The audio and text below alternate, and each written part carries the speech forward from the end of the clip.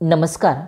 आज आपण पाहणार आहोत स्वामी विवेकानंद यांच्या जयंतीनिमित्त अतिशय सुंदर असे 10 ओळींचे मराठी भाषण. स्वामी विवेकानंद.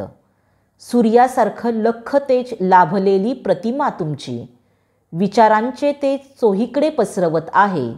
शिकागोतील तुमच्या भाषणाची स्फुरणे आम्हा भारतीयांना आजही आदर्शवत आहेत.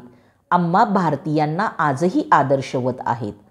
आदरणीय व्यासपीठ, वंदनीय गुरुजन वर्ग आणि येथे उपस्थित माझ्या मित्रमैत्रिणींनो, आज 12 जानेवारी स्वामी विवेकानंद यांचा जन्मदिवस. स्वामी विवेकानंद यांना प्रथम त्रिवार वंदन करून मी माझ्या भाषणाला सुरुवात करते. स्वामी विवेकानंद हे एक भारतीय संन्यासी आणि तत्त्वज्ञ होते.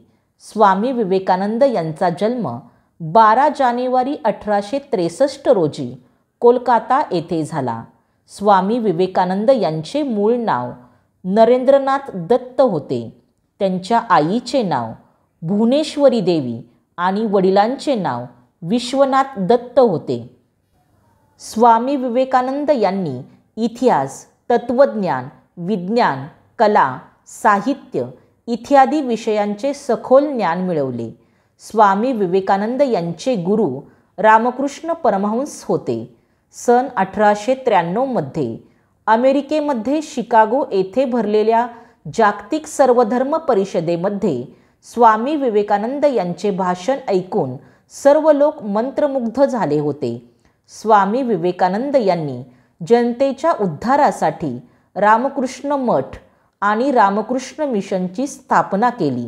स्वामी विवेकानंद यांनी उठा, जागे व्हा आणि ध्येय प्राप्त होत नाही तोपर्यंत थांबू नका हा संदेश दिला.